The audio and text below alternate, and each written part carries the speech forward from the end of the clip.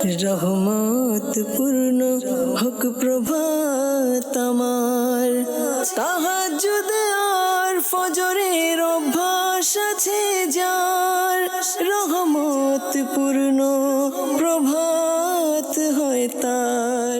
আলহামদুলিল্লাহি রাব্বিল আলামিন ওয়াসসালাতু ওয়াসসালামু আলা সাইয়্যিদিল মুরসালিন আম্মা বা'দ ফাআউযু বিল্লাহি মিনাশ শাইতানির রাজীম বিসমিল্লাহির রহমানির রহিম আসসালাতু ওয়াসসালামু আলাইকা ইয়া রাসূলুল্লাহ আসসালাতু ওয়াসসালামু আলাইকা ইয়া হাবিবাল্লাহ আসসালাতু ওয়াসসালামু আলাইকা ইয়া নবিয়াল্লাহ ওয়া আলা আলিকা ওয়া আসহাবিকা ইয়া নূরাল্লাহ। মাদানী চ্যানেলের দর্শকবৃন্দ, কাছে কিংবা দূর থেকে, দেশ কিংবা প্রবাস থেকে সবাইকে জানাই একরাশ প্রীতি ও শুভেচ্ছা যারা আমাদের সাথে আছেন। আর আপনারা দেখছেন আপনাদের সকলের পছন্দনীয় অনুষ্ঠান রহমতপূর্ণ প্রভাত। আজও চমৎকার একটি বিষয় নিয়েছি, এই বিষয়ে আলোচনা করব। আমরা যে অনুষ্ঠানের প্যাটার্ন রয়েছে সেই প্যাটার্ন অনুযায়ী আমরা এগিয়ে যাব। এর পূর্বে আপনাদেরকে অবশ্যই বলবো যে কিছু ভালো নিয়ত করে নিন। যত ভালো নিয়ত হবে আমাদের নেকির পাল্লা, আমাদের নেকির যে সওয়াব রয়েছে সেটা আরও বৃদ্ধি পাবে।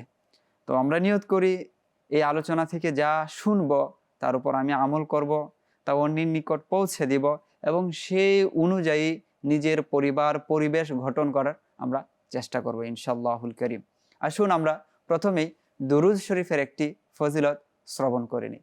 প্রিয় নবী রাসূল আরবি সাল্লাল্লাহু তাআলা আলাইহি ওয়াসাল্লাম ইরশাদ করেছেন, মান সাল্লা আলাইয়া লাম ইয়ালিজিন নার, যে ব্যক্তি আমার প্রতি দুরূদ শরীফ পাঠ করবে সে জাহান্নামে প্রবেশ করবে না। সুবহানাল্লাহ। আসুন অনুষ্ঠানের বরকতে আমরা একবার দুরূদ শরীফ পাঠ করে নিই। সাল্লু আলাল হাবিব সাল্লাল্লাহু তাআলা আলা মুহাম্মদ সাল্লাল্লাহু আলাইহি ওয়াসাল্লাম। আপনারা সকলেই অবগত আছেন অনুষ্ঠানের প্যাটার্নের মধ্যে প্রথম যে বিষয়টি সেটি হচ্ছে কোরআন তেলাওয়াত। জি, ওই কোরআন যা হচ্ছে আল্লাহ তাআলার কালাম, যেখানে আমাদের জন্য রয়েছে হিদায়াত, যেখানে আমাদের অন্তরের জন্য রয়েছে প্রশান্তি।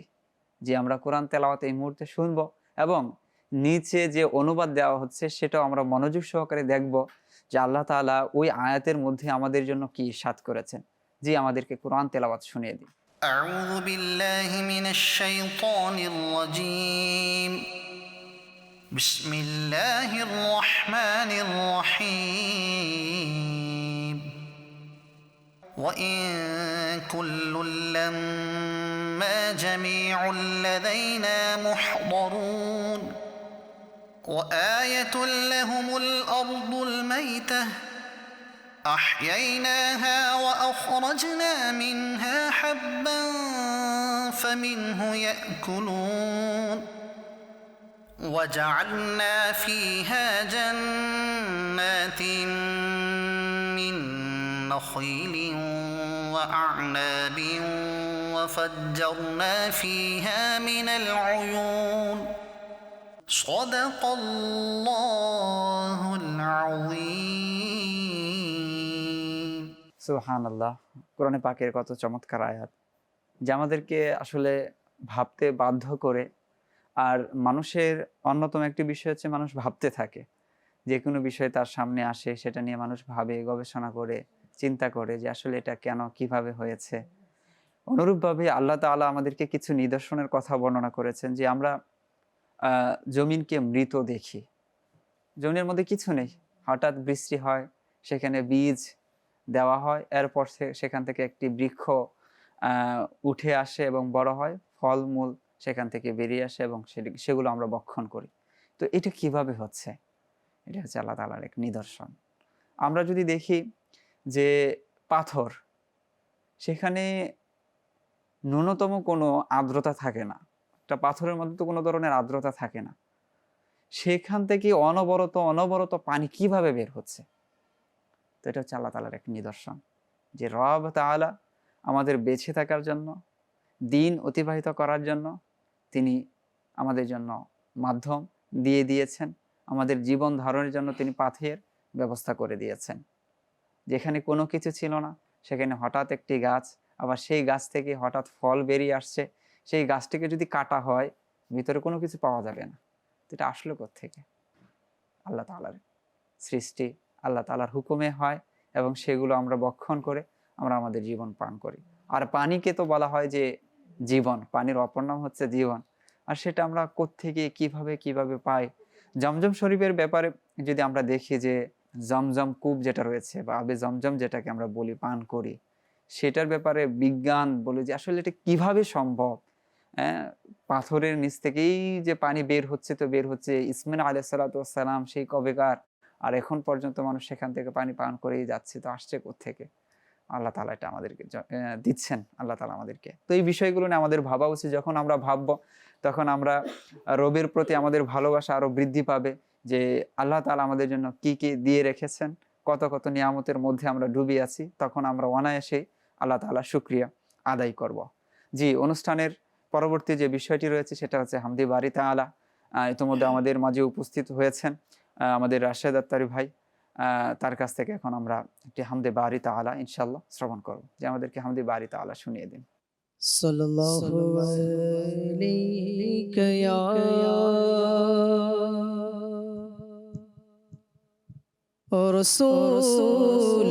রাসূলুল্লাহ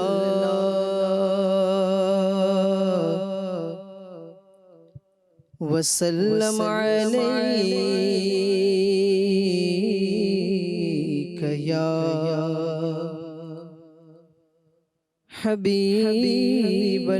হাবিবাল্লাহ সাল্লাল্লাহু আলাইকা ইয়া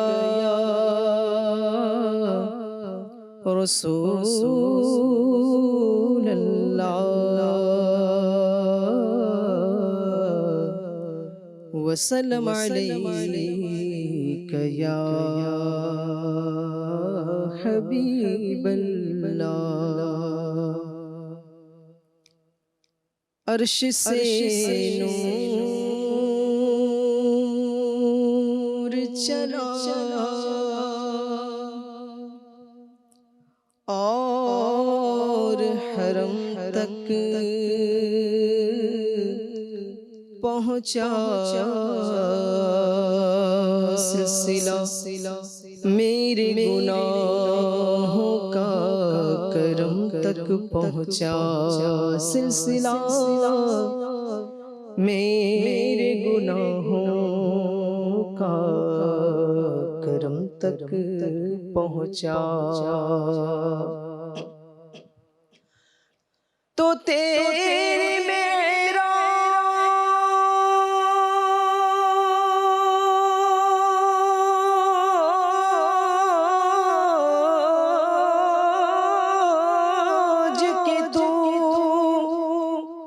जाने कहाँ तक पहुँचा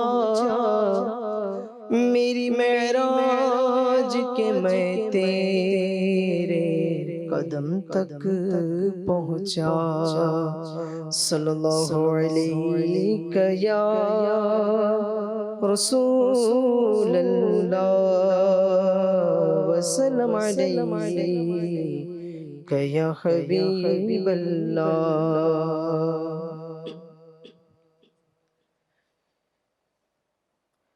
ला इलाहा इल्लल्लाह ला इलाहा इल्लल्लाह ला इलाहा इल्लल्लाह ला इलाहा इल्लल्लाह ला इलाहा इल्लल्लाह ला इलाहा इल्लल्लाह ला इलाहा इल्लल्लाह ला इलाहा इल्लल्लाह। हस्बी रब्बी जल्ल जल्लाह मा फी क़ल्बी गैरुल्लाह। हस्बी रब्बी जल्ल जल्लाह मा फी क़ल्बी गैरुल्लाह।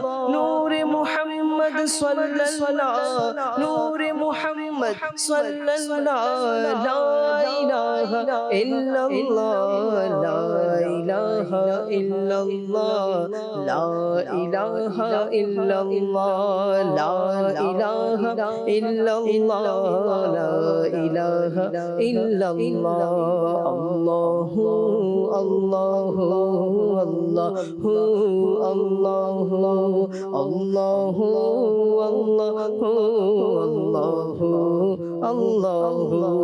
لا موجود إلا الله لا مشهود إلا الله لا موجود إلا الله لا مقصود إلا الله لا معبود إلا الله لا معبود إلا الله لا إله إلا الله لا إله إلا الله لا إله إلا الله لا إله إلا الله آمنا برسول الله الله الله الله الله الله الله الله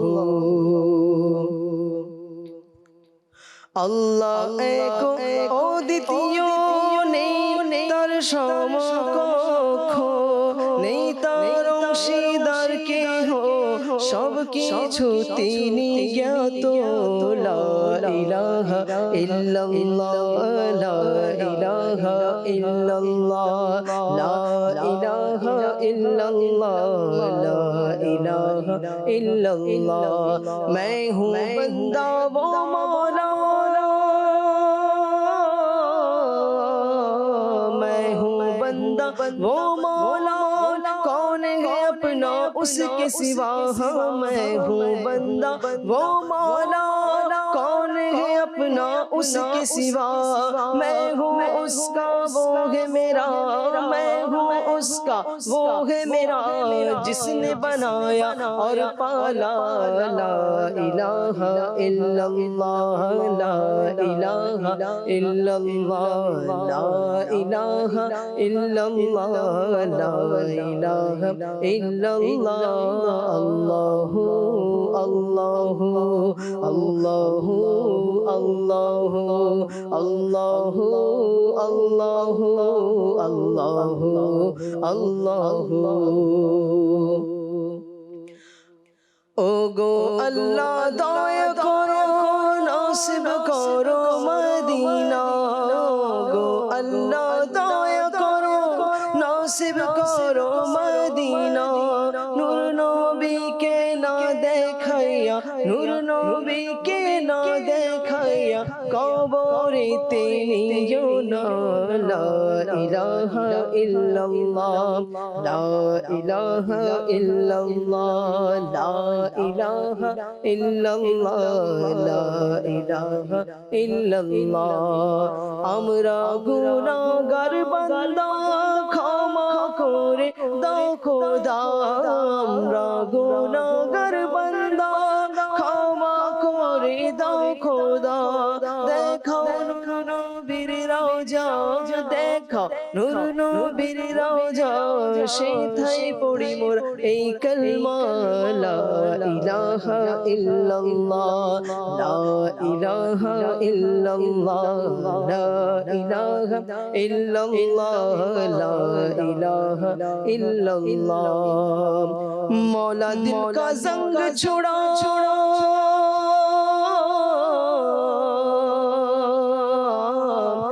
मौला दिल का जंग छोड़ा कल्बे नूरी पाए जिला मौला दिल का जंग छोड़ा कल्बे आसी पाए जिला दिल को कर दे आईना दिल को कर दे आईना जिसमें चमके ये कलमा ला इलाहा इल्लल्लाह ला इलाहा इल्लल्लाह ला इलाहा इल्लल्लाह ला इलाहा इल्लल्लाह ला इलाहा इल्लल्लाह ला इलाहा इल्लल्लाह ला इलाहा इल्लल्लाह आमन्ना बिरसूलिल्लाह কারণে বাড়ি তাআলা আমরা শুনলাম, রবের প্রশংসাও করা হলো, কিছু প্রার্থনাও সেখানে করে নেওয়া হলো যে আমরা আসলে কেমন হতে চাই, রবের নিকট এমনটা আশা করা উচিত, আকাঙ্ক্ষা করা উচিত। আজও চমৎকার একটি বিষয় নিয়েছি, এই রিলেটেডই আসলে আমাদের কেমন হওয়া উচিত, আর তা হচ্ছে নিজের সংশোধনের উপায়। নিজেকে কিভাবে সংশোধন করা যায়। আমরা তো অনেক আলোচনা শুনি, অনেক কথাই শুনি, অনেককে আমরা নিজেরাও বুঝাই, কিন্তু নিজেরা সেটার উপর আমল করি না, নিজেরা সংশোধন হতে চাই না। আমাদের আমাদের চিন্তা ভাবনা শুধু অন্যকে কেন্দ্র করে থাকে, যে পৃথিবীর সকলে ভালো হবে, আমি নসিহত করবো, বাস আমি যেমন আছি আমি সেই জায়গায় থেকে যাব। তেমনটা তো হতে পারে না। অন্য ব্যক্তি যদি ভালো হয়, সে যদি আমল করে, সে যদি তার জীবনকে কোরআন মোতাবেক, হাদিস মোতাবেক অতিবাহিত করে, সফল সে হবে। আমি কি হব? আমার ঠিকানা কি হবে? আমার গন্তব্য কি হবে? আমার মাকাম ও মর্যাদা হাসরের ময়দানে কি থাকবে? আল্লাহর নিকট আমার যে মর্যাদা রয়েছে সেটা কোন পর্যায়ে রয়েছে? তো এর জন্য প্রথমত হচ্ছে নিজের সংশোধন করতে হবে। তো নিজের সংশোধনের উপায় কি রয়েছে সেই বিষয়ে আলোচনা করার জন্য ইতিমধ্যে স্টুডিওতে উপস্থিত আছেন। একদিকে রয়েছেন রাকিব আত্তারি মাদানী ভাই, আর আমার হৃদয়ের পাশে আছেন মিলাদ রেজা ভাই। তারা এই বিষয়ে আলোচনা করবেন। প্রথমত যাব মিলাদ রেজা ভাইয়ের কাছে, যে মিলাদ রেজা ভাই, নিজের সংশোধন করার তো আসলে অনেক দিক আছে। একটা যদি দেখি যে সেলফ অ্যাকাউন্টেবিলিটি যেটা আছে, আত্মজিজ্ঞাসা, নিজেকে প্রশ্ন করা, আসলে আমি কি করছি আর কি করা উচিত। আরেক বিষয় হচ্ছে যে আল্লাহ তাআলার প্রতি বান্দার ভয়, যে আমি যাই করছি না কেন আমার রব তাআলা তিনি তা দেখছেন, কেননা ইন্নাহু আলিমুম বিদাতিস সুদূর, তিনি তো আমার মনের যে ভাব আছে সেটাও তিনি জেনে যান। এর পাশাপাশি হচ্ছে অনেক সময় দেখা যায় যে আমরা মানুষকে বোঝাই কিন্তু নিজে সেটার উপর অনেক ক্ষেত্রে আমল করি না। তো এই ধরনের অনেক বিষয় রয়েছে। মাদানী চ্যানেলের দর্শক শ্রোতা যারা রয়েছে, বা আমরা আমাদের সংশোধনটা কিভাবে করব সে বিষয়ে কি বলবেন? আসসালাতু ওয়াসসালামু আলাইকা ইয়া রাসূলুল্লাহ ওয়া আলা আলিকা ওয়া আসহাবিকা ইয়া হাবিবাল্লাহ। আজকে যে বিষয়টি নেওয়া হয়েছে চমৎকার একটি বিষয়, বর্তমানে আমাদের প্রত্যেকের জন্য অনেক বেশি জরুরি। নিজেকে সংশোধনের উপায়, এর ইংরেজি হচ্ছে হাউ টু রিফর্ম ইউরসেলফ। নিজকে কিভাবে সংশোধন করা যায়। তো যখন নিজকে সংশোধন এর ডেফিনেশন যখন আসে সংজ্ঞায়, এরকম নিজের ভুল ত্রুটি, গুনাহ, খারাপ অভ্যাস ও চরিত্রের দুর্বলতাগুলো চিহ্নিত করে, অর্থাৎ আইডেন্টিফাইড করে, সেগুলো পরিত্যাগ করা, অর্থাৎ সেই কাজগুলোকে বর্জন করা, এবং তার পরিবর্তে উত্তম চরিত্র, সৎকর্ম ও আল্লাহ তাআলার সন্তুষ্টিমূলক জীবনযাপন গ্রহণের আন্তরিক প্রচেষ্টাই হলো নিজেকে সংশোধন। জি, এটা হচ্ছে ডেফিনেশন। এখন নিজেকে সংশোধনের জন্য আমাদেরকে প্রথম যেটা প্রায়োরিটি দিতে হবে তা হচ্ছে দোয়া করা। কারণ আল্লাহ পাকের কাছে আমাদেরকে সাহায্য চাওয়া আর তার দরবারে কান্নাকাটি করে দোয়া করা, যাতে করে তিনি আমাদেরকে সাহায্য করেন। কারণ আল্লাহ পাকের দয়া ছাড়া এমন কোনো বান্দা নেই যে তিনি নিজেকে সংশোধন করতে পারবেন। আল্লাহ পাকের দয়া অবশ্যই লাগবে, আর আল্লাহ পাক যার প্রতি দয়া করবেন তিনি নিজেকে সংশোধন করতে পারবেন। এই কারণে নিজকে সংশোধন করার জন্য দোয়ার কোনো বিকল্প নাই। সেকেন্ড যে বিষয়টি, সেটা হচ্ছে নিজেকে যদি আমরা সংশোধন করতে চাই তাহলে তাওবা করে নেওয়া, তাওবা করতে হবে। তাওবা করার বিষয়ে চমৎকার তাওবার বরকত রয়েছে।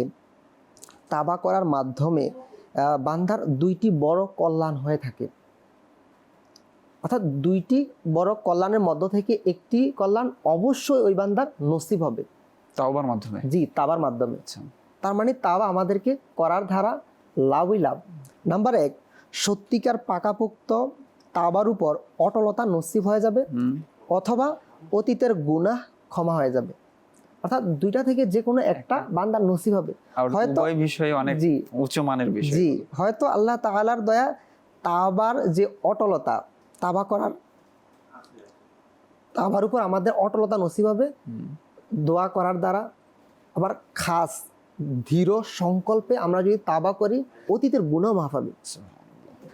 এই বিষয়ে হযরত সাইয়্যিদুনা উস্তাদ আবু ইসহাক রাহমাতুল্লাহ আলাইহি আমলদার আলিম ছিলেন। তিনি বলেন, আমি 30 বছর যাবৎ আল্লাহ পাকের কাছে দোয়া করেছি যে তিনি যেন আমাকে সত্যিকারের তাওবার তৌফিক দান করেন। অতঃপর আমি নিজের উপর আশ্চর্য হয়ে বললাম, সুবহানাল্লাহ, আমি 30 বছর থেকে আল্লাহ পাকের কাছে একটি হাজত প্রার্থনা করছি। 30 বছর যাবৎ, খেয়াল করেন, কিন্তু সেটা আজ পর্যন্ত পূরণ হয়নি। অতঃপর আমি একদিন স্বপ্নে দেখলাম যে একজন বক্তা আমাকে বলছে, তুমি এই বিষয়ের উপর আশ্চর্য হচ্ছ। অর্থাৎ 30 বছর যাবৎ তিনি তাওবা নসিব যাতে হয় এর জন্য তিনি দোয়াই করে যাচ্ছেন। তখন তিনি একদিন স্বপ্নে দেখলেন যে তিনাকে একজন বললেন, তুমি কি এই বিষয়ের উপর আশ্চর্য হচ্ছ? তুমি কি জানো যে আল্লাহ পাকের কাছে কি প্রার্থনা করছো, কোন বিষয়টি তুমি চাচ্ছ? আর যার তাওবা নসিব হয়ে যায় সে আল্লাহ তাআলার প্রিয় পছন্দনীয় বান্দা হয়ে যায়। সুবহানাল্লাহ, সুবহানাল্লাহ। তার মানে তাওবার কেমন বরকত, কেমন ফজিলাত রয়েছে। তো এই যে বিষয় তাওবার ব্যাপারে তো অসংখ্য ঘটনা এরকম রয়েছে যে বান্দা তাৎক্ষণিক তার অবস্থা চেঞ্জ জি। হয়ে যায়। অর্থাৎ একটু আগে সে যা ছিল সেটা বলতে গেলে 180 ডিগ্রি বাঁক নিয়ে জি। সে পুরোপুরি ভাবে অন্য একটি অবস্থার পুরো মধ্যে সে জীবনই চেঞ্জ হয়ে যায়। চেঞ্জ হয়ে যায়। এমন Life। যেমন বনি ইসরাইলের যুগের জি। ঘটনা, মুসা আলাইহিস সালাতু ওয়াস সালাম বৃষ্টির জন্য গিয়েছিলেন, তওবা করেছে। এর আগে ছিল সে আল্লাহ তাআলার অবাধ্য ব্যক্তি, তওবা করার কারণে সে হয়েছে আল্লাহর ওলি। যে উমর ফারুক রাদিয়াল্লাহু তাআলা আনহুর যুগের সেই বান্দা, তার কাছে ছিল এমন এক বিষয় জি। যেটা একজন মুসলমানের কাছে থাকা উচিত না। তো যখন বুঝলো যে উমর ফারুক রাদিয়াল্লাহু তাআলা আনহু সাজা দিবেন, তওবা করে নিল, তো সাথে সাথে আল্লাহ তাআলা তাকে কি করে দিলেন? পরিবর্তন করে দিলেন। তো তওবা এমন একটি জিনিস যে বান্দাকে তার অবস্থান পরিপূর্ণভাবে চেঞ্জ করতে পারে। যে আমরা মিলাদ রাজা ভাইয়ের কাছ থেকে শুনলাম যে নিজেকে পরিবর্তন করার জন্য প্রথমত হচ্ছে দোয়া করতে হবে আল্লাহ তাআলার নিকট যে আমি পরিবর্তন হতে চাই, আল্লাহ তাআলা আমার জন্য রাস্তাকে সহজ করে দাও। দ্বিতীয়ত হচ্ছে যে বদ অভ্যাসগুলো, অসৎ কাজগুলো আমার মাঝে আছে সেগুলো থেকে আমাকে কি করতে হবে? তওবা করতে হবে, তাহলেই সম্ভব হবে। জি রাকিব ভাই, মিলাদ রাজা ভাই ডিফিনেশনের মধ্যে যে বলেছেন হাউ টু রিফর্ম মাইসেলফ, মানে নিজের সংশোধনের উপায়টা কি? তো আপনি এই ব্যাপারে কি বলবেন যে আসলেই how to reform myself, method of changing my life myself, মানে এটা কি হতে পারে? বিসমিল্লাহির রহমানির রহিম। নিজের সংশোধনের উপায় আজকের এই রহমতপূর্ণ প্রভাত অনুষ্ঠানের আলোচনা টপিক। আর এই টপিকটি আসলে খুবই গুরুত্বপূর্ণ একটি জিনিস, যে কিভাবে নিজের সংশোধন করব আমি। আসলে আমরা সবাই একটা কথা প্রায় বলে থাকি যে আমি তো আমার মতো করে চলি, মানে আমি কাউকে পরোয়া করি না কে কি বললো, কে কি ভাবলো, মানে আমি আমার মতো করে চলি। আসলে এই কথাটি আসলে কতটুকু সত্য যে আমি আমার মতো করে চলি? কারণ মানুষ হচ্ছে এমন একটা জীব যে সে তার আশেপাশের, তার বন্ধুবান্ধব, তার চারপাশে কী ঘটছে এগুলো দ্বারা সে প্রভাবিত হয়। একটা পয়েন্ট নিয়ে কথা বলবো, সেটি হচ্ছে যে ভালো পরিবেশ বা নেক সংস্পর্শ বা সৎ বন্ধু, সৎ পার্টনার, এর মাধ্যমে একটা ব্যক্তি কিভাবে নিজের সংশোধন করতে পারে। সংশোধনের বরকত আসলে কি বলবো, মানুষ তো মানুষ আছেই, বরং আমরা যদি আসহাবে কাহাফের ঘটনা দেখি যে মানুষ তো মানুষ আছেই, যদি একটা পশুও বা আল্লাহওয়ালাদের সংস্পর্শে এসে যায় তাহলে সেই পশুটিও অন্য পশুদের চেয়ে আলাদা হয়ে যায়। যেমন আমরা আসহাবে কাহাফের মধ্যে যদি দেখি যে সেই কুকুরের ঘটনা কিন্তু আল্লাহ পাক কুরআনুল কারীমের মধ্যে বলেছেন যে শুধুমাত্র সাধারণ কুকুর, কিন্তু যখন আসহাবে কাহাফের ভালোবাসায় এবং ভক্তি প্রকাশ করলো তখন সে ওই আল্লাহওয়ালাদের ভালোবাসায় তাদের নিরাপত্তা দানকারী হয়ে গেল, আউলিয়া কেরামের সান্নিধ্যের বরকতে নসিব হয়ে গেল। এখানে শুধু কুকুরের নাম বলা হয়নি, কুকুরের সম্পূর্ণ অবস্থাটাও তুলে ধরলেন যে আসলে সে কোন অবস্থায় বসেছিল সেটা আল্লাহ তাআলা উল্লেখ করেছেন। আল্লাহ তাআলার নিকট মকবুল হয়ে গেছে। সুবহানাল্লাহ। আমরা সবাই আসলে এখন মানে অন্যের বিচারক হয়ে আমরা বসে আছি, মানে অন্যে কি কি করছে, অন্যের দুষ্টুটি আলোচনা সমালোচনা করা, হ্যাঁ, স্বামী স্ত্রীর ভুল ধরা, স্ত্রী স্বামীর ভুল ধরা, ভাই ভাইয়ের পিছনে লেগে আছে, বন্ধুর গীবত করছে। মানে আমরা যদি আসলে নিজের বিচারক হয়ে যেতাম তাহলে আর আমাদের সমাজের মধ্যে এই যে বিশৃঙ্খলা, এই যে মানে এদিক সেদিক হয়ে যাওয়া, এগুলো হতো না। মানে সবচেয়ে গুরুত্বপূর্ণ বিষয়টা হচ্ছে যে আমি যদি আমার নিজের বিচারক হয়ে যাই তাহলে সবচেয়ে সংশোধনের এটাই মেইন পয়েন্ট, মানে অন্যকে বদলানোর আগে নিজে বদলানো। যেটি আমরা দেখতে পাই না যে দাওয়াত ইসলামের যে দ্বীনি উদ্দেশ্য, মাদানী উদ্দেশ্য শেখ তরিকাত আমির আহলে সুন্নাত দামাত বারকাতুহুল আলিয়া আমাদেরকে দিয়েছেন যে আমাকে নিজের এবং সারা দুনিয়ার মানুষের সংশোধনের চেষ্টা করতে হবে। তো এখানেও দেখেন আগে নিজের সংশোধনের কথা এসেছে, আগে নিজে বদলানো, তারপর অন্যকে বদলানো। একটা মানুষ যদি সে ভালো সংস্পর্শে থাকে, তখন ওই ভালোর গুণাগুলিও তার মধ্যে চলে আসে। আর যদি খারাপ বন্ধুর সাথে থাকে, খারাপ সংস্পর্শের মধ্যে থাকে, তখন তার মধ্যেও সেই খারাপ গুণাবলী চলে আসে। ফার্সিতে একটা শের আছে না, যে সৎসঙ্গ সৎ বানিয়ে দেয়, অসৎসঙ্গ অসৎ বানিয়ে দেয়। হাদিসে পাকের মধ্যে রাসূল করিম সাল্লাল্লাহু আলাইহি ওয়াসাল্লাম মানে সৎসঙ্গকে এবং অসৎসঙ্গকে একটা তুলনা দিয়েছেন। হাদিসে পাকেও একটি দেখতে পাই, যে হাদিসে পাকে এসেছে রাসূল করিম সাল্লাল্লাহু আলাইহি ওয়াসাল্লাম ইরশাদ করেছেন, সৎসঙ্গী ও অসৎসঙ্গীর উপমা হলো যে সুগন্ধি বিক্রেতার মতো, আর হচ্ছে কামারের উপমা হলো লোহা পুরানোর আগুন ফুৎকারকারীর মতো। অর্থাৎ এটা একটু আমি বিশ্লেষণ করি, যে আপনি যদি কোনো আতর বা সুগন্ধির দোকানে যান, তাহলে যদিও আপনি আতর বা সুগন্ধি না কেনেন, তারপরও কিছু না কিছু ঘ্রাণ আপনার মধ্যে চলে আসবে। বা দোকান থেকে বের হয়ে গেলেও সেই ঘ্রাণটা কিছু না কিছু একটা প্রভাব থাকে, পরবর্তীতে একটু ঘ্রাণ পাওয়া যায় যে ওই ব্যক্তি কোথায় ছিল। তেমনিভাবে যদি একজন মানুষ সে ভালো একজন ব্যক্তির সংস্পর্শে থাকে, ভালো বন্ধুর সংস্পর্শে থাকে, ভালো সংগঠনের সংস্পর্শে থাকে, তখন তার মধ্যেও ওই ভালোর প্রভাবটা পড়ে যায়, ভালো গুণাগুলি চলে আসে। অন্যদিকে যদি কেউ কামারের দোকানে যায়, তাহলে লোহা গলানো হয় সে কামারের দোকানের মধ্যে, যেখান থেকে কোনো লোহা না কিনলেও আগুনের স্ফুলিঙ্গ এসে আপনার কাপড় পুড়িয়ে দিতে পারে। আর কাপড় যদি নাও পরে, অন্তত কয়লা আর পোড়া লোহার দুর্গন্ধ আনার শরীরে লেগেই থাকবে। অসৎসঙ্গ ঠিক তেমনই, যে আপনি সরাসরি হয়তো তাদের মতো খারাপ কাজে লিপ্ত হবেন না বা বড় গুনাহের কাজে লিপ্ত হবেন না, কিন্তু তাদের সাথে থাকতে থাকতে একটা সময় এরকম হয়ে যাবে যে গুনাহের প্রতি ঘৃণা জন্মে যাবে। মানে গুনাহের প্রতি ঘৃণা এটা উঠে যাবে তাদের কাছ থেকে, এবং আল্লাহ পাকের দিকে ধাবিত হওয়া তাদের মন থেকে জিনিসটা উঠে যাবে। এটা হচ্ছে একটা সংস্পর্শের জিনিসটি, যে নিজেকে সংশোধনের উপায় হলো সবচেয়ে অন্যতম পয়েন্ট হলো যে ভালো সংস্পর্শ, আগে ভালো সংস্পর্শে আসতে হবে। আপনি যে উপমাটা দিয়েছেন, অনেকে তো বলবে যে কখনো তো কামারের দোকানে যায়নি, তো এটা আসলে কিভাবে বুঝবে? আসলে গ্রামে যখন রান্না করা হয়, আপনার লাকড়ি দিয়ে রান্না করা হয় বা কের নাড়া এগুলো আছে, যাবতীয় কোনো কিছু দিয়ে যখন রান্না করা হয়, তখন ওইখানে যে বসে রান্না করে কিছুক্ষণ পর তাকে বলবেন যে আমার জামা থেকে কি কোনো ঘ্রাণ পাওয়া যাচ্ছে, তখন বোঝা যায় আসলে যে সে একটু আগে কিছুক্ষণ আগে কোথায় ছিল। অর্থাৎ রান্নার কাজ করে এসেছে, নাড়া লাকড়ি দিয়ে রান্না করে এসেছে, সেটা বোঝা যায়। ওই যে ধোয়ার যে একটা গন্ধ আছে সেটা লেগে থাকে, যে অনুভব করা যায়।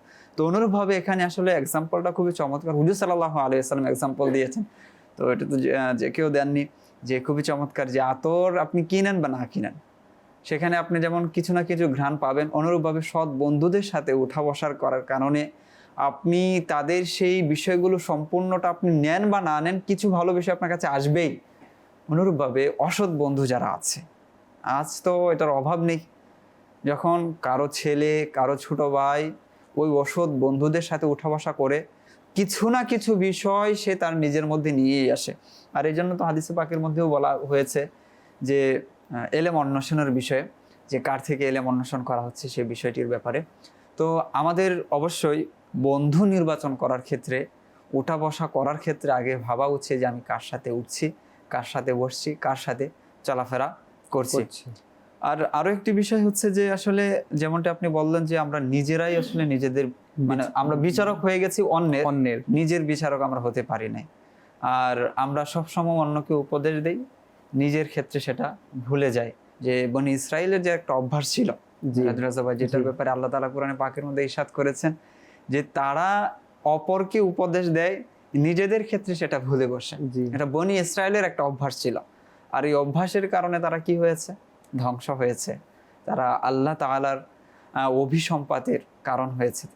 তো এই যে বিষয়টি রয়েছে যে আসলে মানুষকে তো উপদেশ দেই, মানুষকে তো বলি যে তুমি ভালো হয়ে যাও, সন্তানকে বলি যে এইভাবে বাবা চলতে হয়, নিজে চলছি না, বা ছোট ভাইকে উপদেশ দিচ্ছি, বা অনেক ক্ষেত্রে দেখা যায় কলেজ ইউনিভার্সিটিতে গেলে এই বড় ভাইকে তুমি শ্রদ্ধা করো না, সালাম কালাম তুমি আদব কায়দা শিখে আসো নাই, বড় ভাইদেরকে সালাম জি। দিতে হয়, ওই যে বড় ভাই যে তার ছোট ভাই যে নিজের জুনিয়র যে আছে জি। তাকে নসিহত করছে, অথচ সেই বড় ভাই তার ঘরের মধ্যে নিজের বাবাকে কোনোদিন সালাম দিয়েছে কিনা সেটা একটা বিষয়। তো এই বিষয়গুলো আমাদের মধ্যে নিয়ে আসতে হবে, নিজেকে আগে সংশোধন করতে হবে। আমি যে বিষয়টা অপরকে বলছি সেটা কি আদৌ আমার মাঝে আছে? আর এই ব্যাপারে আল্লাহ তাআলা কোরআনে পাকের মধ্যে ইরশাদ করেছেন, বিসমিল্লাহির রহমানির রহিম, ইয়া আইয়ুহাল্লাযীনা আমানু লিমা তাকুলুনা মা লা তাফআলুন। হে ঈমানদারগণ, তোমরা ওই জিনিসটা কেন বলো যা তোমরা নিজেরা আমল করো না? হ্যাঁ, এটা তো মুমিনের বৈশিষ্ট্য হতে পারে না। মুমিনের বৈশিষ্ট্য তো হচ্ছে এটাই যে আগে নিজে করবে তারপর বলবে, এবং হুজুর সাল্লাল্লাহু আলাইহি ওয়াসাল্লামের অসংখ্য ঘটনা এরকম পাওয়া যায়। আর যখন নিজে করা হয় কাজটা, ওই কাজটা যখন অন্যের উপর আমরা উপদেশ অথবা সাজেস্ট হিসেবে বলি, তখন এটা প্রভাব বিস্তারও করে। জি জি। এইরকম আছে হুজুর সাল্লাল্লাহু আলাইহি ওয়াসাল্লাম ঘটনা, নিজে আগে আমল করেছেন, কেউ বলেছে যে ইয়া রাসূলুল্লাহ নসিহত করুন, তো বলেন যে ঠিক আছে কিছুদিন পরে আসো। জি, তো হুজুর সাল্লাল্লাহু আলাইহি ওয়াসাল্লাম প্রথমে ওই কাজটা করেছেন, তারপর বলেছেন, এবং এটার ফলপ্রসূ অন্যরকম। যে এই ব্যাপারে আরো ইনশাল্লাহ আলোচনা করব। আমরা এই মুহূর্তে একটি নাতে মোস্তফা ইনশাল্লাহ শ্রবণ করে নিই। জি, রাশেদ ভাই আমাদেরকে একটি নাতে মোস্তফা শুনিয়ে দেন। দয়া করো প্রিয় নবী,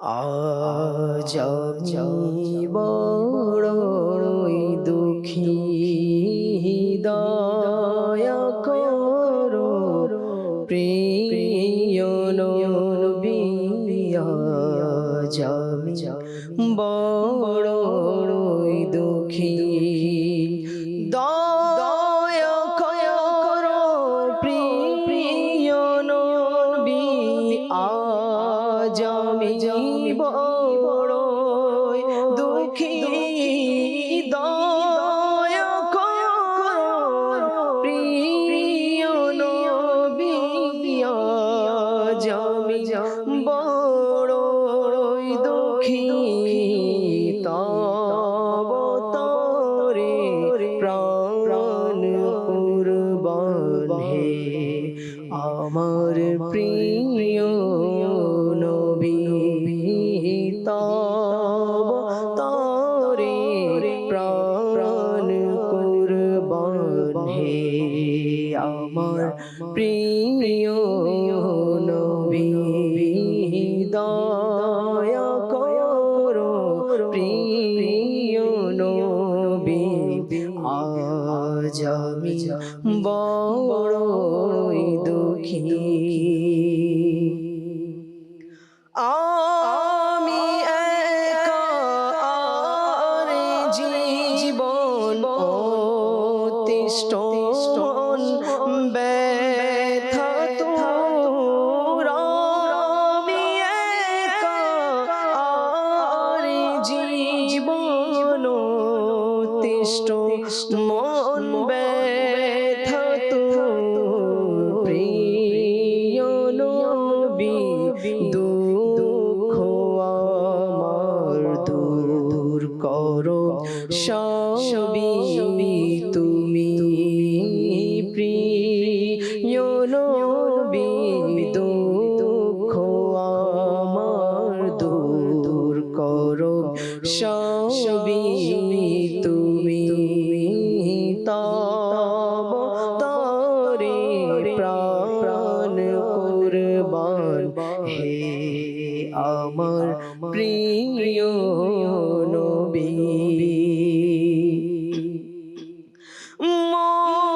মদিনারি পানে ছুটছে কাফেলা কান্নারত, মদিনারি পানে ছুটছে কাফেলা কান্নারত, স্বদেশে পড়ে আছি একা আমি প্রিয় নবী, স্বদেশে পড়ে আছি একা আমি প্রিয় নবী, তোমারি জিয়ারতে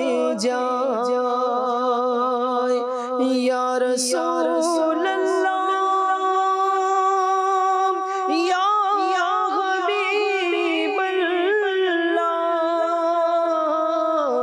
তোমারি জিয়ারতে যাই কত যে হাজি মদিনায়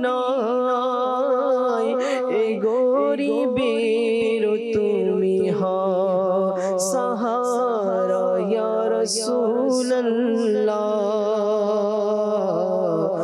মদিনারি পানে ছুটছে কাফেলা কান্নারত স্বদেশে পড়ে আছি একা আমি প্রিয় নবী ডেকে মদিনায় তুমি শীঘ্রই মোরে রাজা দেখা ডেকে মদিনায় তুমি শীঘ্রই মোরে রাজা দেখা বিরহ ব্যথা মোরে ব্যাকুল করেছে হে নবী বিরহ ব্যথা মোরে ব্যাকুল করেছে হে নবী ইয়া রাসূলুল্লাহ মনের ফরিয়াদ শোনো তুমি আমার ইয়া রাসূলুল্লাহ মনের ফরিয়াদ শোনো তুমি আমার বলবো আর কাকে গিয়ে গো আর ধীনের ছবি বলবো আর কাকে গিয়ে ও আমার ধীনের ছবি একটু লক্ষ্য করো আমার করুণ অবস্থার প্রতি একটু লক্ষ্য করো আমার করুণ অবস্থার প্রতি মন আমার ব্যাকুল হৃদয় চৌচির ওগো প্রিয় নবী দয়া করো প্রিয় নবী আজ আমি বড়ই দুঃখিত তারে প্রাণ কুরবান হে আমার প্রিয় নবী প্রিয় নবী রসুল আরবি সাল্লাল্লাহু আলাইহি ওয়াসাল্লামের রওজা আতারে সেখানে যাওয়া, সালাম দেওয়া, নিজের জন্য শাফাআতকে আবশ্যক করে নেওয়া, এটা প্রত্যেক মুমিনের আকাঙ্ক্ষা। প্রিয় নবী রসুল আরবি সাল্লাল্লাহু আলাইহি ওয়াসাল্লাম তো ওই সত্তা যিনি উম্মতের জন্য রাত দিন কেঁদেছেন। উম্মতের ব্যাপারে যখন আল্লাহ তাআলার পক্ষ থেকে কোনো সুসংবাদ এসেছে, রাসূল সাল্লাল্লাহু আলাইহি ওয়াসাল্লামের সেই সুখের আত্মহারা থাকে না। মানুষ নিজের জন্য কিছু পেলে সুখী হয়, রাসূল সাল্লাল্লাহু আলাইহি ওয়াসাল্লাম তার উম্মতের ব্যাপারে যখন আল্লাহ তাআলার পক্ষ থেকে যখন কোনো পয়গাম, কোনো বার্তা, কোনো বিশেষ সুসংবাদ পেয়েছেন, তো সেই বিষয়টি ছিল এক অন্যরকম, যা ভাষায় বর্ণনা করার মতো নয়। তো সেখানে যাব না, সেখানে উপস্থিত হব না, সেখানে গিয়ে মনের ব্যথাগুলো বলবো না তো কোথায় বলবো? একজন উম্মত তার আকাঙ্ক্ষা এমনটাই হওয়া উচিত যেমনটা সাহাবায়ে কেরামের ছিল। আমরা যদি তাদের জীবনী অধ্যয়ন করি তো এই বিষয়গুলো আমরা খুব বেশি পরিমাণে পাই। কোনো বিপদ কোনো কিছু হয়েছিল, দৌড়ে হুজুর সাল্লাল্লাহু আলাইহি ওয়াসাল্লামের কাছে, ইয়া রাসূলুল্লাহ, ইয়া হাবিবাল্লাহ, আমি এই বিপদে পড়েছি, করণীয় কি রয়েছে? এমনকি সাহাবায়ে কেরামের তো অভ্যাস এরকম ছিল যে কোনো কিছু ভালো লাগছে না, কেন ভালো লাগছে না জানে না, দৌড়ে হুজুর সাল্লাল্লাহু আলাইহি ওয়াসাল্লামের দরবারে উপস্থিত হতো। মনের মধ্যে যে এক সংকোচ বা ভালো না লাগা যে কাজ করছিল সেটা দূর হয়ে যেত। একদা এক সাহাবী প্রশ্নই করে বলেন, ইয়া রাসূলুল্লাহ, ইয়া হাবিবাল্লাহ, আমরা তো এরকম সমস্যায় পড়লে আপনার কাছে চলে আসি আর আমাদের সেই সমস্যা দূর হয়ে যায়, যখন আপনি থাকবেন না বা জান্নাতে, সেখানে তো আপনার মাকাম ও মর্যাদা অনেক উঁচুতে থাকবে, তো সেখানে আমাদের অবস্থা কি হবে? সেখানে কি আমরা এই সুযোগ সুবিধা পাবো? তখন নবী সাল্লাল্লাহু আলাইহি ওয়াসাল্লাম ইরশাদ করলেন, আল মারউ মাআ মান আহাব্বা, যে প্রত্যেক ব্যক্তি তার সাথেই থাকবে যাকে সে ভালোবাসে। তো একজন মুমিনের হুজুর সাল্লাল্লাহু আলাইহি ওয়াসাল্লামের প্রতি ভালোবাসা ওই লেভেলের হওয়া উচিত যে দুনিয়ায় তো আছে, জান্নাতে যদি আল্লাহ তাআলার দয়ায় চলে যেতে পারি, হুজুর সাল্লাল্লাহু আলাইহি ওয়াসাল্লামের যেন প্রতিবেশিত্ব নসিব হয়ে যায়। আল্লাহ তাআলা আমাদেরকে তৌফিক দান করুন, সেই ভালোবাসা, সেই মন মানসিকতা আমাদেরকে আল্লাহ তাআলা দান করুক। যে আমাদের সাথে অনেকে অনেকক্ষণ ধরে হয়তো যুক্ত আছেন, এই মুহূর্তে কিছু আপনাদের কল আমরা নিব, যে আমাদেরকে কিছু কল শুনিয়ে দিন।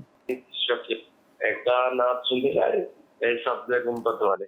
সাবজে গুম্বদ ওয়ালে, যে আমাদের সাথে আছেন রাশাদ আত্তারি ভাই, তার থেকে শুনবো, আমাদের সাথেই থাকুন। যে পরবর্তী কল শুনিয়ে দিন। মানে সিংনান্দার থেকে বলছি, আজকে অনুষ্ঠানটা মাসাল্লাহ আমি রেগুলার এই চ্যানেলটা সারা দিনে দেখি যতক্ষণ সম্ভব হয়। ময়মনসিংহ নান্দাইল থেকে, এবং চ্যানেলের ব্যাপারে প্রশংসা করছেন, দেখছেন, ভালো লাগছে, এবং ভালো লাগার যেগুলো শরীয়ত সম্মত রয়েছে এবং নিজের জন্য, পরিবারের জন্য, সমাজের জন্য কল্যাণকর হবে, তো সেই বিষয়টা উচিত অন্যের কাছে পৌঁছে দেওয়া। তো নান্দাইল, ময়মনসিংহ, আপনার আশেপাশে চলে কিনা, আপনার থানার মধ্যে এই চ্যানেলটি চলে কিনা সম্পূর্ণ জায়গায়, সেটিও আপনি একটু খোঁজ নেবেন, বা চ্যানেল অপারেটর যারা আছে, ডিশ অপারেটর যারা আছে, তাদের সাথে যোগাযোগ করুন যে আমরা চাই এই চ্যানেলটা আমাদের সবখানে ছড়িয়ে পড়ুক। এতে লাভ কি হবে? লাভ হচ্ছে পরিবেশটা সুন্দর হবে। যখন পরিবেশ সুন্দর হবে, শুনবে মানুষ জীবন কিভাবে অতিবাহিত করতে হয়, ভাইয়ের প্রতি ভাইয়ের কি অধিকার রয়েছে, মুসলমানের প্রতি মুসলমানের কি অধিকার রয়েছে, যুব সমাজকে কিভাবে গাইডলাইন দিতে হয়, তখন আর আপনার সন্তানকে নিয়ে ওইভাবে চিন্তা করতে হবে না যে আমার সন্তান কোথায় যাচ্ছে, কি করছে, কার সাথে উঠছে, কারণ পরিবেশ সুন্দর হয়ে গেছে। তো এটা আমরা যদি চাই তাহলে আমরা করতে পারি। তো এর জন্য সহজ একটি মাধ্যম হচ্ছে মাদানী চ্যানেল। আমরা চেষ্টা করি এটা যেন সর্বত্র ছড়িয়ে পড়ে। জি, আমাদেরকে পরবর্তী কল শুনিয়ে দিন। আমার নাম মোহাম্মদ জুবাইর হোসেন। মাদানী চ্যানেল অনুষ্ঠান রহমত ফুন্না প্রভাব প্রায় সময় দেখি। আমাকে একটি নাচ শরীফ শুনিয়ে দিন। আমায় কাছে ডেকে নাও না মাদানী মদিনে। আই আমায় কাছে ডেকে নাও না মাদানী মদিনে ওয়ালে। খুবই চমৎকার নাতে রাসূল রয়েছে, এটি ইস্তেগাসাও বলা চলে।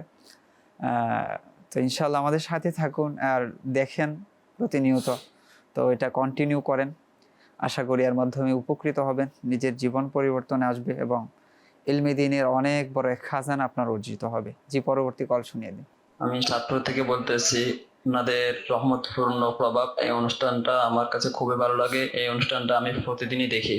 চাঁদপুর থেকে বলেছেন, তো চাঁদপুরে অনেকেই দেখেন এবং সম্পূর্ণ জেলা মানুষ দেখে কিনা সেটাও একটা বিষয়। পুরো জেলা আমাদের তো ভীষণ এরকম হওয়া উচিত যে আসলে আমরা দেশ হিসাবে আমাদের এই দেশের মানুষ খুবই ভালো, মন মানসিকতার দিক থেকে যদি বলি অত্যন্ত কোমল হৃদয়ের অধিকারী হয়ে থাকে এই অঞ্চলের মানুষগুলো। আতিথেয়তায় বলি, মানুষের উপকারের ক্ষেত্রে বলি, সব ক্ষেত্রে বলি।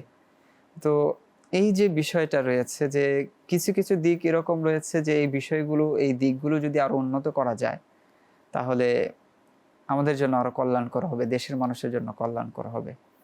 তো আমরা যদি চাই বিষয়গুলো আসুক, তো মাদানী চ্যানেল যে রয়েছে এটা সর্বত্র ছড়িয়ে পড়ার, সবাইকে দেখার এক উৎসাহ দিতে হবে। এর মাধ্যমে নিজেদের যে চেতনা যেটা রয়েছে যেখানে উন্নতি করার প্রয়োজন রয়েছে সেই বিষয়গুলো আমাদের মধ্যে জাগ্রত হবে। যে আমাদেরকে আরো একটি কল শুনিয়ে দিন। নারায়ণগঞ্জ আদমজি একটা নাচ শুনতে চাই, তু কুজা মান কুজা। নারায়ণগঞ্জ আদমজি থেকে বলেছেন এবং নাতে রাসূল শুনতে চাচ্ছেন তো কুজা মান কুজা। যে ইনশাল্লাহ শোনানোর চেষ্টা করবে। যে আমাদেরকে আরো একটি কল শুনিয়ে দিন। আমি আব্দুল সামাদ, আপনাদের অনুষ্ঠান শুনেছি যে খুবই চমৎকার, খুবই ভালো লাগে। যে আপনিও আমাদের অনুষ্ঠানের ব্যাপারে প্রশংসা করেছেন, দেখছেন, নিজের ফিডব্যাক দিয়েছেন। এতে করে আমাদের চলার পথ আরো সুগম হয়, মনের মধ্যে উৎসাহ জাগে না। যে জন্য মাদানী চ্যানেল চালু হয়েছে সেই কাজটি আলহামদুলিল্লাহ হচ্ছে, মানুষ দেখছে এবং নিজেদের মধ্যে পরিবর্তন নিয়ে আসার চেষ্টা করছে। জি, আপনারা যে ফরমাইশগুলো করেছেন ইনশাল্লাহ সেই ফরমাইশগুলো আমরা শুনবো। এর পূর্বে আমরা আরও কিছু ইনশাল্লাহ আলোচনা শুনে নিই। জি মিলাদ রাজা ভাই, আপনি শুরুতে বলেছিলেন যে নিজের পরিবর্তনের জন্য, সংশোধনের জন্য প্রথমত হচ্ছে দোয়া করা এবং তাওবা করা। আর কি কি বিষয় প্রয়োজন, আর কি বলবেন যে এই বিষয়টার প্রতি আসলে ফোকাস করা উচিত নিজের সংশোধনের জন্য? নিজেকে সংশোধনের জন্য, সংশোধন যদি আমরা করতে চাই তাহলে অতীতের যে গুনাহগুলো আছে, অতীতের গুনাহের কথা স্মরণ করে অধিক হারে ইস্তিগফার পাঠ করা। এ বিষয়ে মিনহাজুল আবেদিন কিতাবের মধ্যে চমৎকার ছোট একটি ওয়াকিয়া রয়েছে। ওয়াকিয়াটি হচ্ছে এরকম: গোসল করো, পরিষ্কার পরিচ্ছন্ন কাপড় পরিধান করো এবং 4 রাকাত নামাজ এমনভাবে পড়ো যেমনটি নামাজের মধ্যে যে যে হকগুলো আছে সেগুলো পালন করো। অতঃপর নিজের চেহারাকে জমিনের উপর এমন জায়গায় রাখো যেখানে তোমাকে আল্লাহ পাক ছাড়া আর কেউ দেখছে না। এরপর নিজের মাথার উপর মাটি ঢালো। তারপর সমস্ত অঙ্গ প্রত্যঙ্গের মধ্যে সবচেয়ে সম্মানিত যে স্থান শরীরের মধ্যে যে জায়গাটি, সেটা হচ্ছে নিজের যে চেহারা, ওই চেহারাকে ধুলিময় করো এমনভাবে যে নিজের চোখ থেকে অশ্রু অর্থাৎ কান্নার পানি যাতে প্রবাহিত হয়। অন্তর ব্যথায় নিমজ্জিত, আওয়াজ উঁচু এবং আহ্বান নিচু হবে। এবং যতটুকু হয় তুমি এক একটি গুনাহকে স্মরণ করে নিজেকে তিরস্কার করো অর্থাৎ অনুশোচনা করো এবং নিজের নফসকে তিরস্কার করে বলে, হে নফস, নিজের নফসকে অনুশোচনা করে নিজকে নিজে প্রশ্ন করা, হে নফস, তোমার কি লজ্জা হয় না? তুমি কি তাওবা করতে পারো না? তোমার মধ্যে আল্লাহ পাকের আযাব সহ্য করার কি ক্ষমতা আছে? তুমি কি আল্লাহ পাককে অসন্তুষ্ট করতে চাও? এইভাবে করতে করতে কান্না করে পুনরায় দয়াময় রবের দরবারে হাতকে প্রসারিত করে আরজ করো, ইলাহি, পলাতক গোলাম তোমার দরবারে উপস্থিত, তোমার নাফরমান বান্দা সংশোধনের দিকে ফিরে এসেছে, তোমার গুনাহগার বান্দা তোমার কাছে ক্ষমা চাচ্ছে। ইলাহি, আমাকে তোমার দয়ায় ক্ষমা করো এবং তোমার অনুগ্রহে আমাকে কবুল করো এবং আমার উপর তোমার দয়ার দৃষ্টি দান করো। ইলাহি, আমার অতীতের সকল গুনাহ ক্ষমা করে দাও এবং আগামীতে গুনাহ থেকে যাতে আমি নিরাপদ থাকতে পারি সেই ব্যবস্থা করে দাও। নিশ্চয়ই সকল কল্যাণ তোমার কুদরতি হাতে এবং আমাদের উপর দয়ালু ও মেহেরবান। এই যে এই ছোট একটি ওয়াকিয়া, এটি থেকে আমরা যেটি শিক্ষণীয় বিষয় তা হচ্ছে সদা সর্বদা আল্লাহ পাকের বারগাহে দোয়া করা, নিজের অতীতের গুনাহের কথা স্মরণ করে করে যদি সম্ভব হয় কেঁদে কেঁদে দোয়া করা। যখন রাতে সবাই ঘুমিয়ে যাবে তখন নিজের অতীতের গুনাহের কথা স্মরণ করে ঘুম থেকে জাগ্রত হয়ে 2 রাকাত তাহাজ্জুদের নামাজ আদায় করে কেঁদে কেঁদে নিজের অতীতের যা যা পেরেশানি আছে, টেনশন আছে, মুসিবত আছে বা নিজে সংশোধন হতে চাই, এগুলো আল্লাহ পাকের বারগাহে দোয়া করা। আল্লাহ পাক দয়া করলে ইনশাআল্লাহুল কারীম নিজে অবশ্যই সংশোধন হতে পারবো আর নিজের গুনাহগুলা ক্ষমা হয়ে যাবে। এতে করে আল্লাহ তাআলার রহমত আমাদের উপর বর্ষিত হবে। আর আল্লাহ তাআলার রহমত যার উপর বর্ষিত হবে তিনি তো গুনাহের কাজ করতে পারে না। আল্লাহ পাকের দয়া ওই ব্যক্তি নেকির কাজ করার স্পৃহা আরো বেশি বৃদ্ধি পাবে। সুবহানাল্লাহ, খুবই চমৎকার একটি পন্থা আমাদেরকে বলে দিয়েছেন যে আসলে নিজেকে ছোট মনে করা, যে আসলে আমি কে ছিলাম, আমি তো কোনো কিছুই ছিলাম না। রব তাআলা আমাকে একটা অস্তিত্ব দিয়েছেন, আমি এসেছি, এমনকি আমাকে মেধা দিয়েছেন, করার মতো চিন্তা ভাবনা করার মতো অনেক কিছু দিয়েছেন এবং আমরা অনেক কিছু করছি। এবং মানুষের আকৃতির দিক থেকে যদি বলি ছোট ক্ষুদ্র একটি প্রাণী, কিন্তু মানুষ তো করছে অনেক বড় বড় কাজ। আল্লাহ তো রব তাআলা দিয়েছেন, এবং ওইভাবে যদি রবের কাছে উপস্থিত হতে পারি যে আমি আসলেই কিছু না, তখন আমার দ্বারা যে ভুলগুলো হয়েছে সেগুলো নিয়ে যদি আমি অনুশোচনা করতে পারি, তাহলে পরিবর্তন আসাটা সম্ভব, পরিবর্তন হওয়াটা সম্ভব। আসলে হচ্ছে যে এভাবে চিন্তা ভাবনা করাটা এখন আমাদের জন্য কঠিন হয়ে গেছে। আসলে এভাবে কেন করতে হবে? লাইফ তো একটাই আছে, জীবন একটাই, যা করার এই জীবনেই করো। আর এই জীবনেই করার যে বিষয়টা, জীবন একটা, এই জীবনেই করো, মানে অর্থাৎ অসৎ কাজ যা আছে সব করো, ভালো কাজ না। অনেকে এভাবে নিয়ে নেয় যে রং তামাশা যা আছে করে নাও। অহংকার জিনিসটা জি। বা নিজেকে বড় মনে করার জিনিসটা আসলে আজ আমাদের সমাজের মধ্যে দিন দিনই বাড়ছে। মানে বিনয়ী জিনিসটা, নিজেকে একটু ছোট মনে করা, বিনয়ী করা, হ্যাঁ, আরেকজনকে প্রাধান্য দেওয়া, এই জিনিসটা আমাদের কাছ থেকে উঠে যাচ্ছে দিন এটাকে দিন। তো অনেকে অ্যাটিটিউড বলে, যে আমি হচ্ছে বড় না মনে করলে যে অ্যাটিটিউড না দেখালে রূপ দবদবাটা থাকবেই না, মানে এই অহংকারকে সে অ্যাটিটিউড বলছে। মানে এটাকে কিভাবে বলবেন যে অ্যাটিটিউড কি আর অহংকার কি, বিষয়টা কি? আসলে অ্যাটিটিউড, এটা গুরুত্বপূর্ণ একটি পয়েন্ট বলছেন, যে অ্যাটিটিউড জিনিসটা, যে অনেকেই বলে কি, যদি সে কথা না বলে অনেক দিন পর্যন্ত, বা তাকে আপনি অনেকবার ফোন দিয়েছেন, সে ফোন রিসিভ করে নাই, তখন আমি বলবো সে তো অ্যাটিটিউড দেখাচ্ছে, মানে সে আমাকে ছোটো মনে করছে, নিজেকে নিজে অনেক বড় মনে করছে, সে আমাকে কি মনে করছে। আর অহংকার জিনিসটা আসলে, যেটা আমরা আত্মিক বিমারি যেটা বলি আমরা, এটা তো আমাদের দিক থেকে, আমাদের কাছ থেকে এটা দূর করতে হবে। মানে আরেকজনকে ছোটো মনে করা, মানে নিজেকে বড় মনে করা, যে পাত্তা না দেওয়া কোনো কাজে, সবসময় তাকে ছোটো মনে করা, তার কোনো পরামর্শ গ্রহণ না করা, হ্যাঁ, সে কোনো পরামর্শ চাইলেও একটা হ্যাঁ করে দেওয়া, মানে তাকে একদম লাঞ্ছিত বলতে পারি এই জিনিসটা। আসলে এখানে একটা বিষয় আমি অ্যাড করব, জি। অহংকারের যে বিষয় আপনি তুলে ধরেছেন।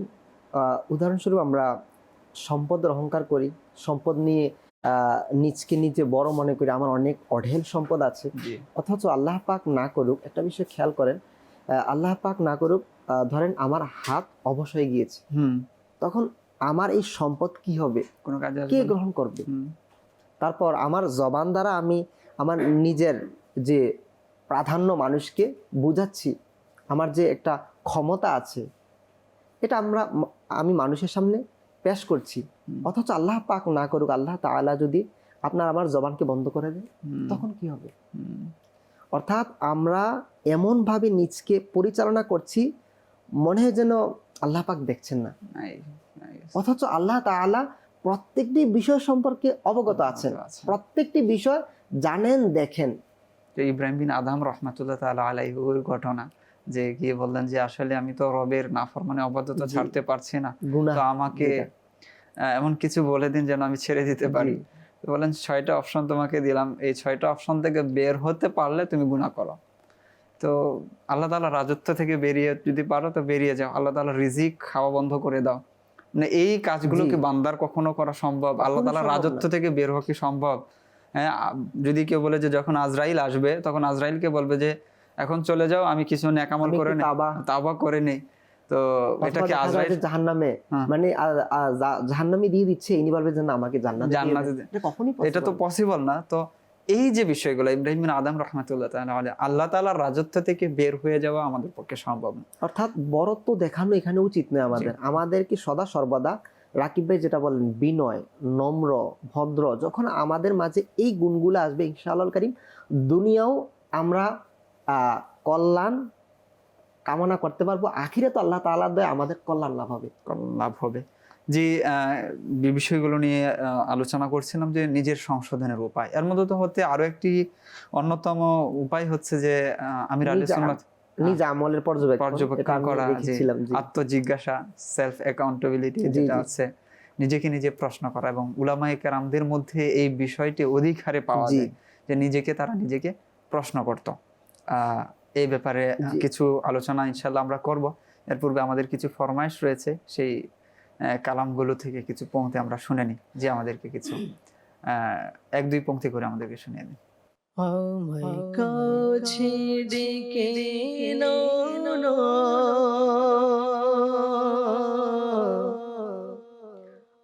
আমায় কাছে ডেকে নাও মদনী মদিনে ওয়ালে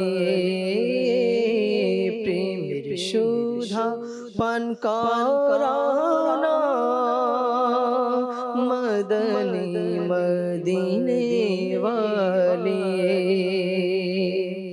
আমায় একটু দিদার দাও না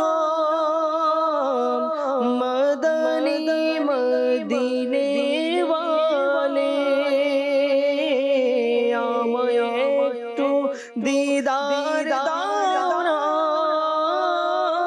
মদনী মদিনে ওয়ালে হৃদয় হোক তোমার ঠিকানা মদনী মদিনে ওয়ালে আমায় কাছে ডেকে নাও না মদনী মদিনে ওয়ালে যখন হবে তোমার দিদার তখন ঈদ হবে আমার যখন হবে তোমার দিদার তখন ঈদ হবে আমার আমার স্বপ্নে আসনা আমার স্বপ্নে আসনা মদনী মদিনে ওয়ালে আমায় কাছে ডেকে নাও মদনী মদিনে ওয়ালে আমায় একটু দিদার দাও না মদনী মদিনে ওয়ালে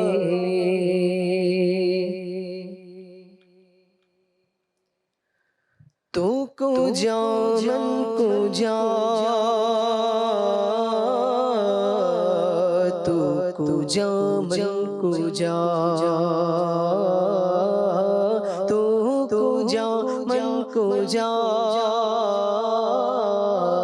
تو کجا من کجا تو امیر حرم میں فقیر عجم تو امیر حرم میں فقیر عجم تیرے گل اور یہ لب میں طلب ہی طلب تو عطا ہی عطا تو کجا من کجا تو کجا من کجا تو کجا من کجا تو کجا من کجا تو حقیقت ہے میں صرف احساس ہوں تو سمندر میں بھٹکی ہوئی پیاس ہوں تو سمندر میں بھٹکی ہوئی پیاس ہوں میرا گھر خاک پر اور تیری رہ گزر میرا گھر خاک پر اور تیری رہ گزر تو جا من کو جا تو کو جا من کو جا تو جا من کو جا تو جا من کو جا تو جا من کو جا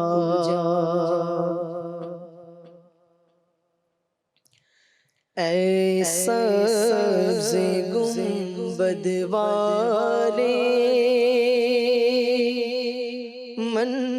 منظور دعا کرنا جب وقت نظر آئے دیدار عطا کرنا جب وقت نظر آئے دیدار عطا کرنا اے نور خدا آ کر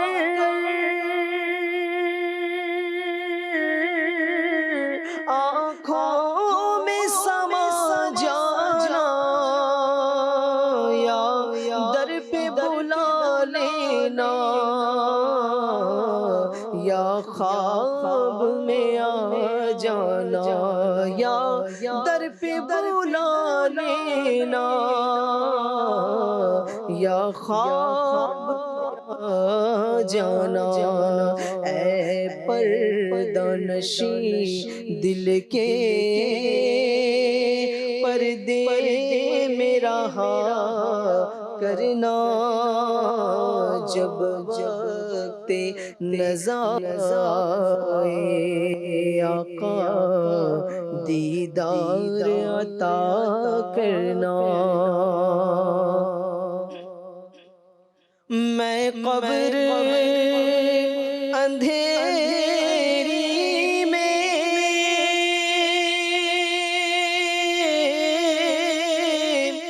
گھبراؤں گا جب تنہا امداد میری کرنے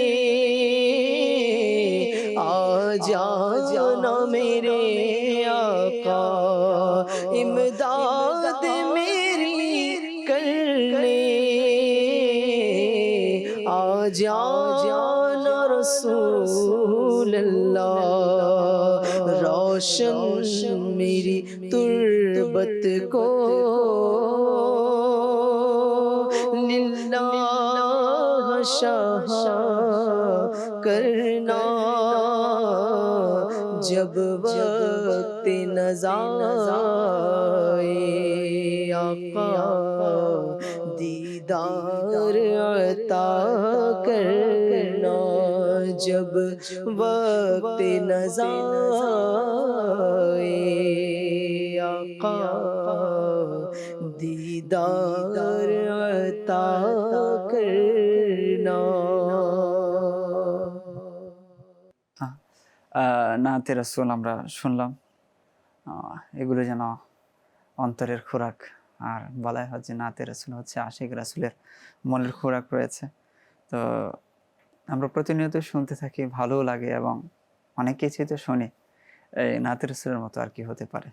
খুবই ভালো লেগেছে যে বিষয়টা নিয়ে আলোচনা করছিলাম, যে নিজের সংশোধনের উপায়ের মধ্যে অন্যতম একটি হচ্ছে সেলফ অ্যাকাউন্টেবিলিটি। এই ব্যাপারে যদি কিছু বলেন একটি কথা। এই ব্যাপারে আমলের যে পর্যবেক্ষণ, এটার বিষয়ে হাদিস শরীফ আছে। হাদিস মুবারক হচ্ছে আখিরাতের ব্যাপারে কিছুক্ষণ সময়ের জন্য চিন্তা ভাবনা করা 60 বছরের নফল ইবাদতের চেয়ে উত্তম। 60 ইয়ার্স, সুবহানাল্লাহ। এই বিষয়ে ছোট একটি ঘটনা যারা দর্শক শ্রোতা আছে তাদেরকে বোঝানোর জন্য পেশ করব। হযরত তাওবাহ বিন সিম্মাহ রাহমাতুল্লাহ আলাইহি নিজের নফসের জবাবদিহিতা করতে গিয়ে একদিন হিসাব করলেন, তখন তার বয়স 60 বছর ছিলেন। জি, দিনের হিসাব করলে তখন 21,500 দিন হলো। তিনি চিৎকার করে উঠলেন এবং বললেন, হায় আফসোস, যদি আমি প্রত্যেক দিন একটি করে গুনাহ করি তবে আমি সত্যিকারের বাদশা অর্থাৎ আল্লাহ পাকের সাথে 21,500 গুনাহ সহকারে সাক্ষাৎ করব। অথচ প্রতিদিন 10,000 গুনাহ করেছি, তখন আমার কি অবস্থা হবে? এই কথা ভেবেই তিনি অজ্ঞান হয়ে পড়ে গেলেন এবং তার ওফাত হয়ে গেল। লোকেরা কাউকে তার সম্পর্কে যখন বলতে শুনেছেন, হে আল্লাহর বান্দা, মহান ফেরদৌসের দিকে যাও। সুবহানাল্লাহ। নিঃসন্দেহে যেটা শুনেছি মোতালিব ভাই, জি, এটা তো ভাবাও যাবে না যে হযরত তাওবা বিন সিম্মাহ রাহমাতুল্লাহি আলাইহি গুনাহে লিপ্ত ছিলেন।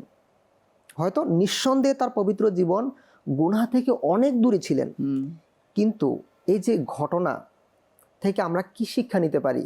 আমাদের জীবন আমরা কিভাবে পরিচালনা করছি?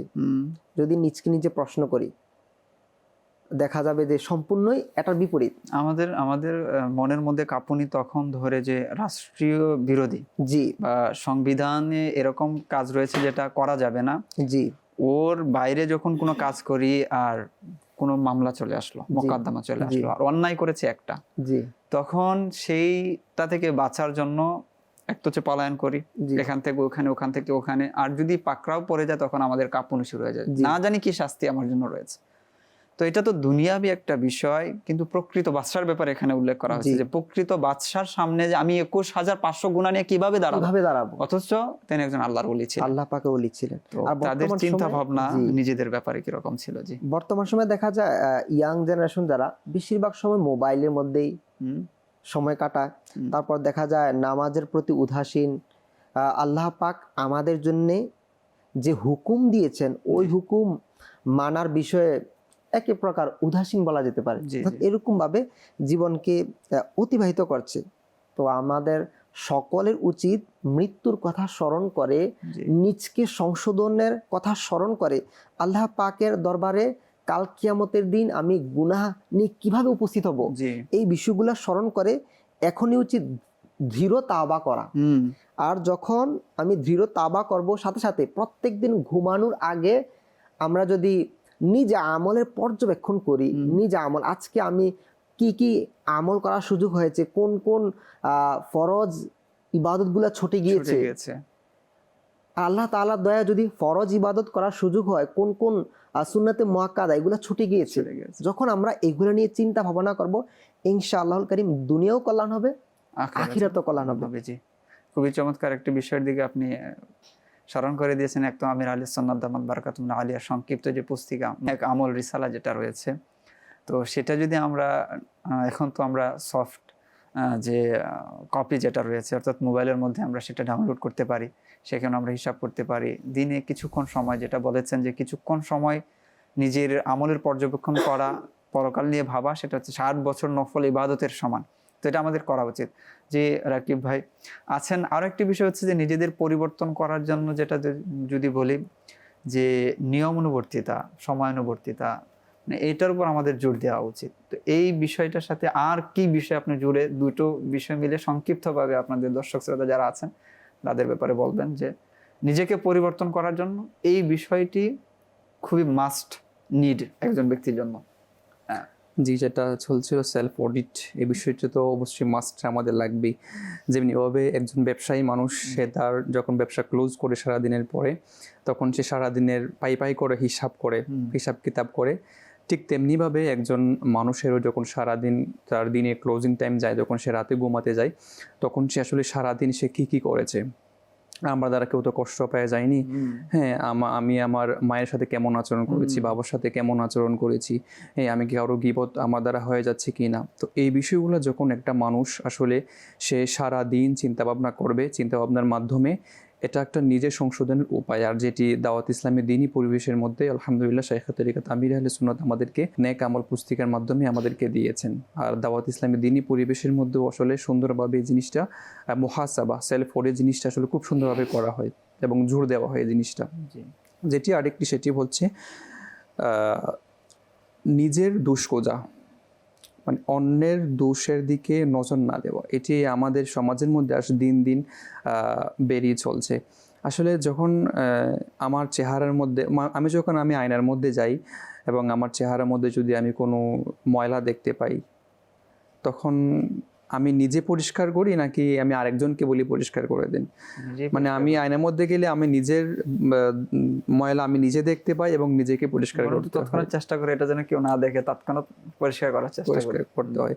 তা আমাদের মুরব্বীরা বলেছেন যে মানে দুনিয়াটাকে নিজের একটা আয়না বানিয়ে ফেলতে, মানে যেখানে শুধু নিজের দৃষ্টিটি নিজের এটা আসবে।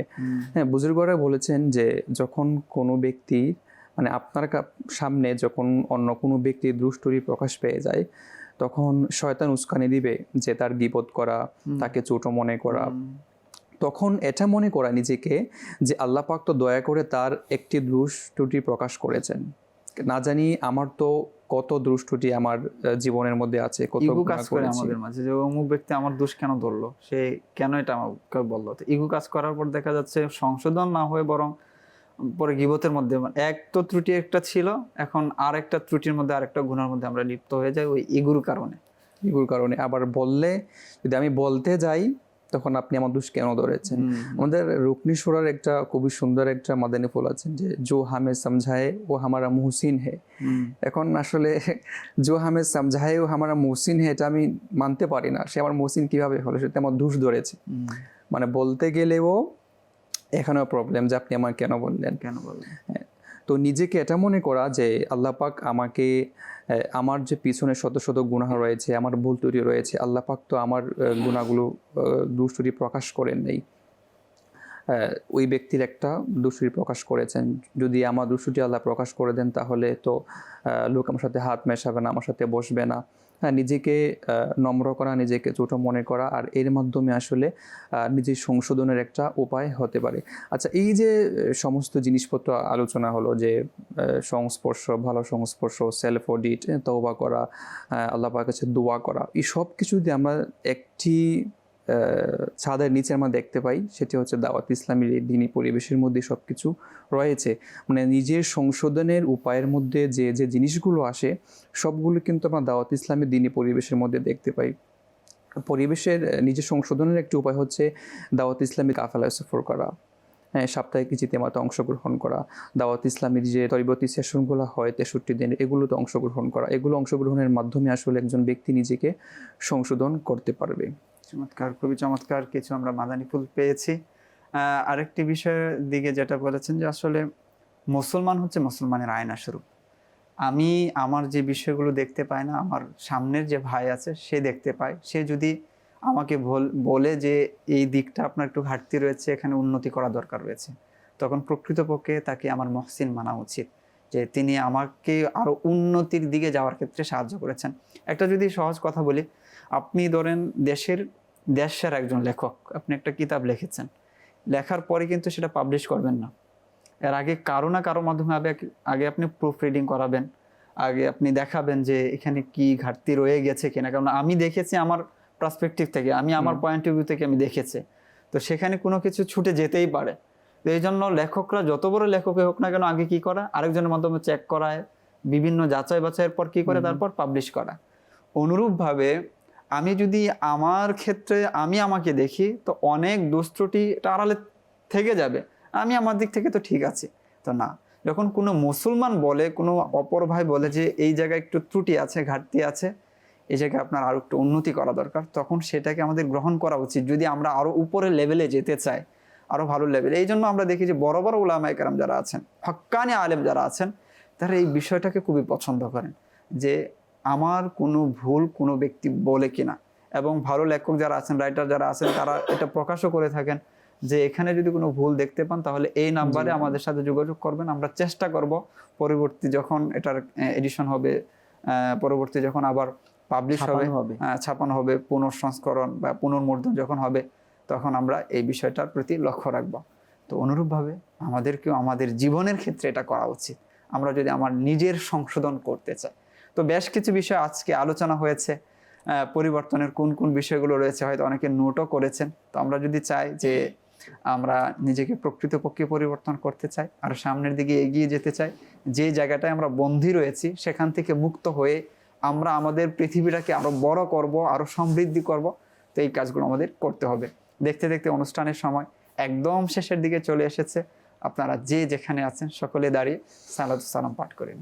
या नबी सलाम अलैका या रसूल सलाम अलैका या हबीब सलाम अलैका या हबीब सलाम अलैका सलावतुल्लाह अलैका। सुब्हानकल्लाहुम्मा व बिहम्दिका ला इलाहा इल्ला अंता अस्तगफिरुका व अतूबु इलैक। सुब्हानकल्लाहुम्मा व बिहम्दिका ला इलाहा इल्ला अंता अस्तगफिरुका व अतूबु इलैक। सुब्हानकल्लाहुम्मा व बिहम्दिका ला इलाहा इल्ला अंता अस्तगफिरुका व अतूबु इलैक। সুবহান রাব্বিকা রাব্বিল ইজ্জাতি আম্মা ইয়াসিফুন ওয়া সালামুন আলাল মুরসালিন আলহামদুলিল্লাহি রাব্বিল আলামিন বিহাক্কি লা ইলাহা ইল্লাল্লাহ। রহমত পূর্ণ হোক প্রভাত আমার, তাহাজ্জুদ আর ফজরের অভ্যাস আছে যার, রহমত পূর্ণ প্রভাত